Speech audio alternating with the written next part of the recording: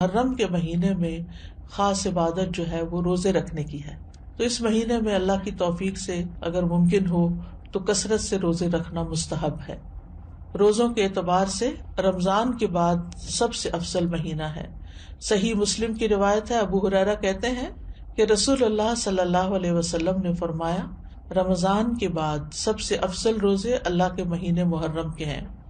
ابن رجب کہتے ہیں کہ یہ حدیث اس معنی میں واضح اور صریح ہے کہ رمضان کے بعد نفلی روزوں میں افضل ترین روزے اللہ کے مہینے محرم کے روزے ہیں، اور یہ سب نفلی روزے ہیں. فرض روزوں سے پہلے محرم میں روزے رکھے جاتے تھے، پھر جب فرض روزے رمضان میں ہو گئے تو پھر محرم کے روزے جو ہیں وہ نفلی ہو گئے. نبی صلی اللہ علیہ وسلم صرف شعبان میں کثرت سے روزے رکھتے تھے.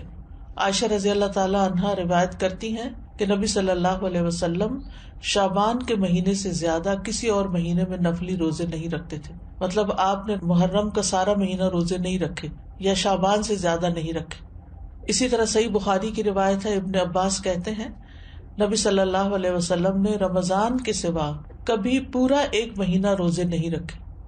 تو اگرچہ اس مہینے کے روزے افضل ہیں لیکن پورا مہینہ رکھنے کی ضرورت نہیں ہے. آپ روزے رکھتے حتیٰ کہ کہنے والا کہتا واللہ آپ کبھی افطار نہیں کریں گے، یعنی مسلسل رکھتے چلے جاتے تھے.